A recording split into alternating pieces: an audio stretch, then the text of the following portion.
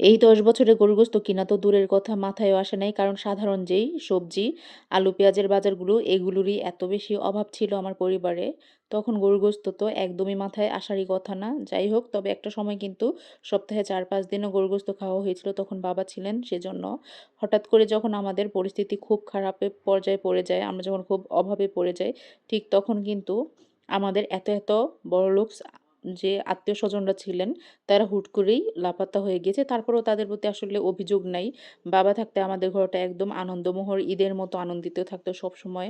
মেহমান থাকতেন, আমাদের অনেক বেশি আনন্দ হইচই হতো। কিন্তু বাবা আসলে যখন থেকে নাই, ঠিক তখন থেকে আমাদের কোনো আত্মীয়স্বজন আসলে খোঁজখবর নেয় না। হয়তোবা তারা ব্যস্ত যার কাজে। আসলে প্রতিটা মানুষই তো তাদের লাইফ নিয়ে ব্যস্ত থাকবে, এটাই স্বাভাবিক। এমনটা শুধু আমার সাথে না, এমন হাজার গল্প আছে অনেক আপুদের, ভাইয়াদের যাদের লাইফে অনেক আনন্দ ছিল।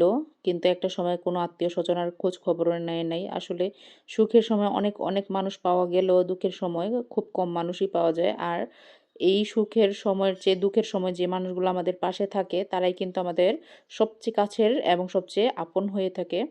আর আসলে সত্যি কথা বলতে আত্মীয়স্বজনের কাছ থেকে সাহায্য না পেলেও কিন্তু আলহামদুলিল্লাহ রক্তের না হলেও একটু দূরের হলেও কিছু ভাই, ভাবি অথবা চাচা, জ্যাঠা আমাদেরকে এত বেশি সাহায্য করেছেন, মানে এটা মুখের ভাষায় প্রকাশ করা সম্ভব না।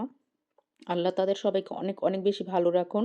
আপনারাও তাদের জন্য দোয়া করবেন আর আপনাদের সবার জন্য দোয়া রইলো। সবাই ভালো থাকবেন।